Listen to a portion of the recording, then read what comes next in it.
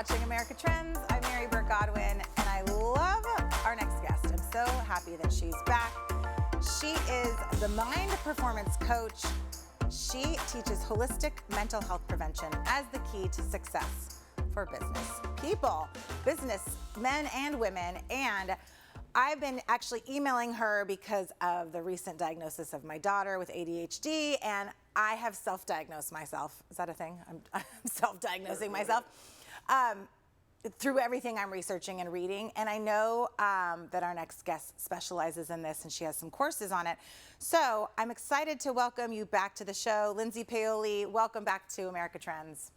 Thank you so much, Mary. I'm so excited to see you and to be back again as well. Nice to see you. And speaking of ADHD, I mean, you've been sending me these links to your courses, and I'm like, oh, I got to get to that. I got to get to that. And then squirrel, and something else comes up, and I haven't gotten to them yet. But I'm, currently working on focusing on my daughter, and then I'm going to work on myself. But I am happy to know that people like you exist, and the more I'm learning about ADHD, the more fascinating it is becoming to me. I am someone, I will admit, that I forever have thought that ADHD talks about a little boy in a corner of a classroom spinning around and with a fidget spinner and, just some wild kid, right? Which sometimes that is, but also there's a spectrum, and there's a continuum that people can fall on, and there's so many different symptoms. So I wanted to talk to you about a couple different ways that it may present itself in adults, because I do consider myself, I'm a functioning adult, but then I think, oh my God, maybe it's been hindering me. And you mentioned self-diagnosis, and that's absolutely a thing. And I also really want to point out that the diagnosis is not necessarily crucial. The more that we have information on what these traits look like, we don't have to have enough of the traits to require the diagnosis unless we absolutely want to go on medication. Just having the education about what these traits look like and how we can combat them when they are detrimental to our days is incredibly helpful. And sometimes, as we may talk about today, these characteristics can also really benefit us. So it's not all bad to have some of these traits. I agree. And what's funny is that, a couple of different things. I was with some group of friends talking about it recently, and somebody said, well, isn't that just your personality? And I said, well, yeah, it is. But it's also explaining a lot of the things that have held me back in different ways that have made me need to work harder and feel a little shame about being disorganized because I'm a little bit of a mess. And I get stuff done, but I also have a total chaotic side to me. And things take me a lot longer than they do probably a normal Joe. And there's other things with emotional dysregulation that I have, that I deal with. But like you're saying, I don't know if I'm going to jump to medication, but even just knowing and reading and hearing what you have to say and reading some of the books I'm reading, it's making me feel better already, So I'd like yourself, right? Being able to identify as, oh, that is me. That makes so much sense why this has been a problem before. It's just that my brain operates differently. Totally. And you had mentioned emotional dysregulation and how it presents differently for men and women. We talked last time about how, as women, the average age of diagnosis for ADHD in females currently is between 30 and 40. So we're seeing a lot of late stage diagnosis for women, particularly because it does present very differently. Women socially are labeled as more emotional in general. So having emotional regulation just seems a little bit more common for an overly sensitive little girl. And the hyperactivity that we typically see presenting with fidget toys in little boys is a lot more of that disorganized thinking that women present with. Instead of the running around chaotically, our brains have that chaos and keep it very neat and present very differently than boys do. Right. Yeah, I just saw a stat, actually, that the percentage of women newly diagnosed with ADHD between 23 and 29 and also 30 to 49 has doubled in the last 2 years, because I do think more of this education is getting out there.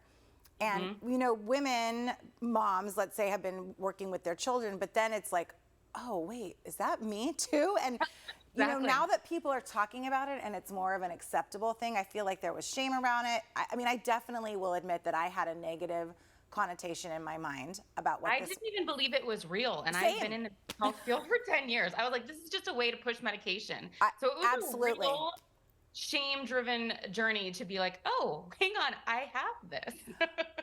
I'm so happy that you're saying that, because that is so true. I've been thinking about, is this just a pharmaceutical ploy? I mean, because I also am watching currently the documentary, or not the documentary, but the show Painkiller that talks about Purdue Pharma, and I'm thinking, is this just another way for these people to make money? But, you know, so let's talk about, because there are some people that don't want to go the medication route. I mean, I've definitely been doing research about how safe it is, and it can be, and if you really need it, it's amazing.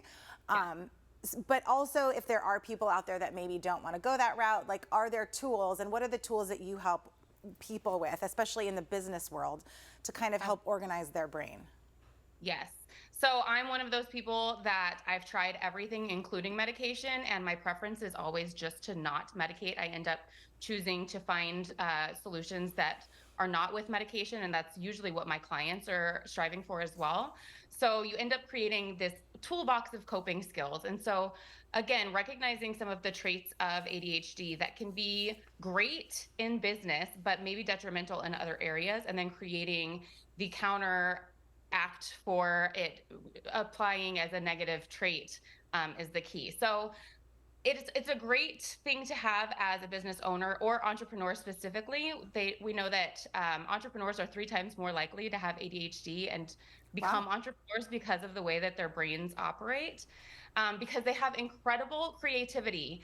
It used to be seen as we evolved as the explorer gene. So these were the people who were restless in the village and were looking for our new place to live.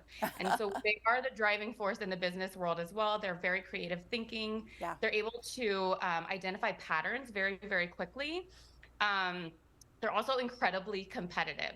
So knowing these things and seeing them as where they can be negative in your day-to-day life is simply having a tool and knowing how to ask for help. Some of that chaos can show up with time blindness and being unable to schedule or not knowing how long something will take. So we tend to overestimate or completely underestimate the length of the time a task will take. And so the more we can create strict routines and having timelines for our day-to-day work, the better that we're going to operate and continue to drive that needle forward in our growth.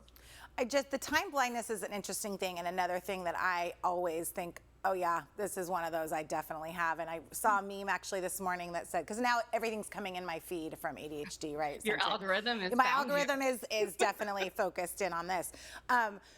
But it was said something about you can give yourself as much time as you want to get ready for something, but I'm still the one that's 5 minutes before. I'm like at the time going, where are my keys? Where's my phone? You know, just this morning that happened to me. So, you know, that is something I've thought I need to build in more time to do those things and not be at my car leaving at that time. It's like, what time do I actually need to be wheels up, right? Or reversing the time and building a little bit more time into my morning. With my clients, I tell them it takes time to make time. So setting aside time to create systems that have a really strict calendar with time blocking and account for the amount of time that things are going to take. The more structured you become, the better you're going to operate. But the ADHD brain doesn't want to take the time to do the boring thing like creating a routine. So it takes time to make time. The more you set aside to prepare for the way your brain's going to operate, maybe it's not its best, the better. So I have an interesting point on that, is that I have a little bit opposite, where I don't mind. I get focused on making my to-do list and my time blocking. I'll, you know, spend an hour on it maybe and be like, this is my notes, you know, shower at 2, you know, I mean, it'll be really detailed. But then once my day starts, I don't even go back to it just is all out the window, because then I'm too unfocused. I'm too caught up in what I'm doing that I don't go back to my schedule. And I'm like, oh wait, I was supposed to do that at 4 o'clock. Didn't do it. So this is why we have to master the art of asking for help. So whether you have a body double, which automatically makes you work better because the presence of somebody there hits that competitive drive in you to never be seen flacking, right?